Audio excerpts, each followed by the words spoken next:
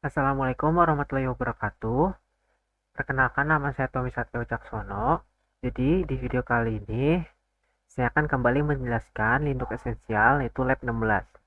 Nah, Lab 16 ini yang berjudul membuat user dan grup. Nah, di sini ada 5 poin yang akan kita pelajari, yaitu yang pertama, membuat grup baru dengan menggunakan command group add. Lalu yang kedua, mengubah sebuah grup dengan menggunakan command group mode. Lalu yang ketiga, menggunakan user baru, membuat user baru dengan menggunakan command user add. Lalu yang keempat, men-set atau mereset sebuah user password dengan menggunakan command passwd. Lalu yang terakhir, poin kelima, mengubah akun user dengan menggunakan command user mode. Lalu di step pertama ini kita akan menggunakan fungsi command su. Kita sudah tahu pada lab 15 sebelumnya, fungsi su ini digunakan untuk mengubah user account.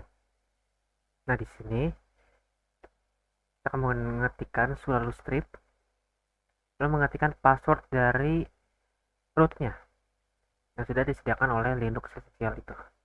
Nah, di sini kita sudah berhasil login ke user root. Nah, lalu yang step kedua, kita akan menggunakan group add. Nah, fungsi group add ini untuk membuat sebuah grup baru. Contohnya seperti ini. Group add, lalu option R. Nah, option R ini gunanya untuk membuat grup sistem. Lalu nama dari grup itu, research, saya ikutin aja. Yang kedua, kita membuat yang kedua, add R, lalu shells. Nah, ada dua komen lainnya, yaitu jadi di fungsi group mode ini ada namanya option N dan option G. Nah, fungsi group mode ini untuk mengubah sebuah grup yang sudah kita buat. Nah, ada dua opsi, yaitu opsi N dan opsi G. Nah, opsi N ini gunanya untuk mengubah nama dari grup itu. Lalu option G gunanya untuk mengubah GID sebuah grup. Nah, lalu pada step 3 ini kita akan menggunakan fungsi getten, yang dimana untuk melihat informasi dari grup yang sudah kita buat. Jadi menggunakan yang pertama tuh fungsi dari getten ya, lalu grupnya untuk menandakan bahwa ini sebuah grup, lalu nama dari grup ini. Nah, disini akan menampilkan informasi dari si grup research ini. Lalu yang keempat, kita akan menggunakan fungsi grep. Grep dan getten itu kurang lebih sama fungsinya, yaitu menampilkan sebuah informasi tentang grup baru yang sudah kita buat. Contohnya sini grep, lalu nama grupnya self. Jadi tidak perlu mendefinisikan di tengah tengah komen. Jadi kita mendefinisikannya di akhir itu grup file ya. Nah, di sini kurang lebih sama, hanya nama dari grupnya saja yang berbeda. Nah, di sini seperti yang sudah saya jelaskan, di grup mode ini kita akan menggunakan fungsi N dan fungsi G. Nah, fungsi N ini gunanya untuk mengubah sebuah nama dari grup. Contohnya seperti ini. Grup mode, lalu optionnya min N. Misalnya kita menjadi clear. Lalu nama grup yang sebelumnya apa? Yang ingin diganti apa? Sales. Nah, di sini sudah terganti. Lalu kita akan menggunakan fungsi option G. Nah, option G ini gunanya untuk mengganti sebuah GID dari GID group. Kita seperti ini. Group mode. Option G. Lalu kita akan ikuti saja 1003. Lalu nama yang tadi clear. Maaf, salah. Clear. Lalu sudah. Lalu kita akan menampilkan informasi dengan menggunakan fungsi command grep. clear etc. Aduh, maaf group, lalu enter. Nah, di sini nama yang sebelumnya sales menjadi clear. Nah, lalu lanjut ke step 6, kita akan menggunakan fungsi group del eh, untuk menghapus sebuah grup. Contohnya seperti ini, grup del, lalu nama grupnya apa? Tadi kan sudah diganti di clear. Nah, di sini sudah otomatis terhapus. Jadi kita akan menampilkan informasinya. Apakah akan muncul? Maaf, etc. Lalu grup. Nah, jika tidak menampilkan informasi apapun, berarti itu grup yang di sini clear ini sudah terhapus. Lalu yang ketiga yaitu tentang user configuration. Nah, di sini kita akan memulai user configuration dengan mengkonfigurasi grup dengan benar. That user, yang user akan ditempatkan. Lalu step pertama itu melihat nilai default yang digunakan user add dengan menggunakan option D. Contohnya seperti ini. User add D besar ya, D kapital. Nah, ini akan menampilkan sesuai dengan yang diberikan oleh Linux. Lalu yang step kedua, kita akan menggunakan option D lagi. Nah, di sini bedanya kita akan menggunakan option F untuk mengset si inaktifnya ini. Nah, inaktifnya ini apa? Inaktif itu memungkinkan pengguna dengan kata sandi kadaluarsa untuk masuk hingga 30 hari sebelum akun kita atau akun mereka dinonaktifkan. Nah, contohnya kita akan men-set inaktifnya menjadi 30. Set option D kapital, lalu option F 30. Lalu user, aduh maaf, spasi, add, lalu option D. Nah, di sini sudah men-set inaktifnya 30. Seperti itu. Yang awal cuma 1, min 1, jadi 30. Lalu yang ketiga, kita akan memodifikasi create mail spool. Nilai dari create mail spool ini di folder etc default lalu user add dengan menggunakan nano. Contohnya seperti ini.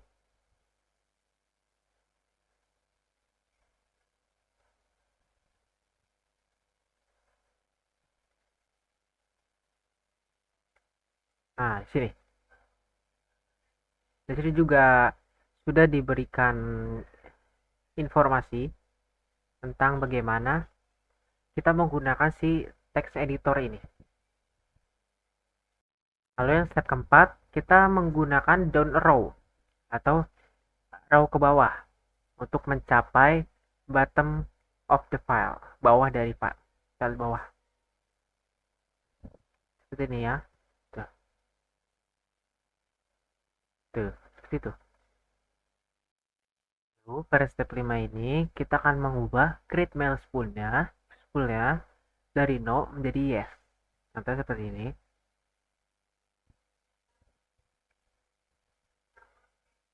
Lalu kita keluar dengan menggunakan Ctrl X, lalu Y. Lalu Y dan enter.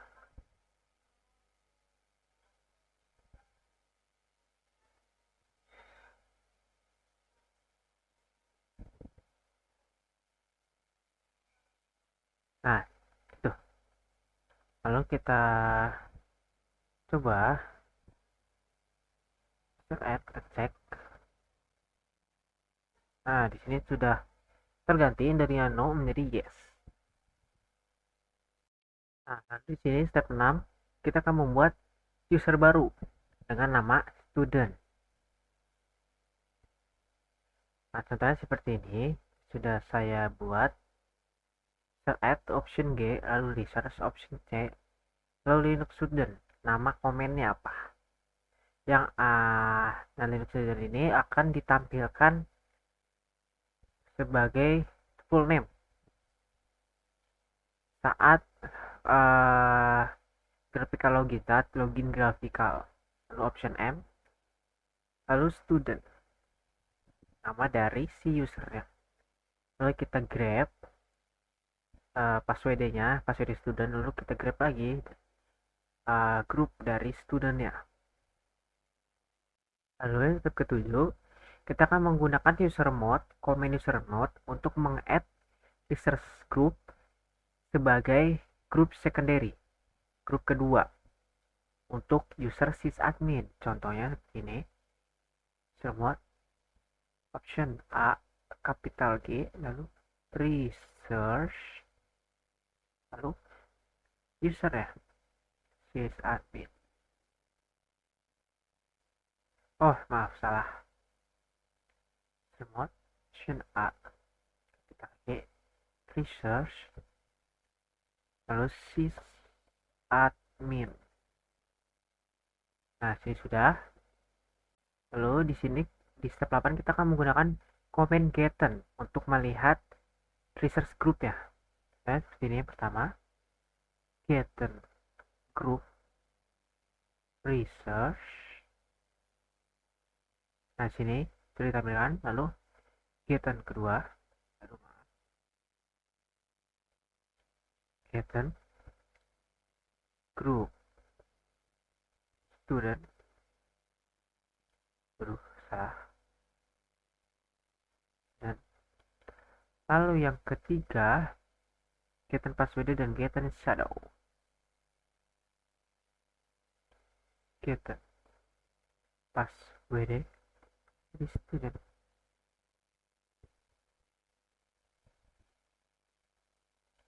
Getten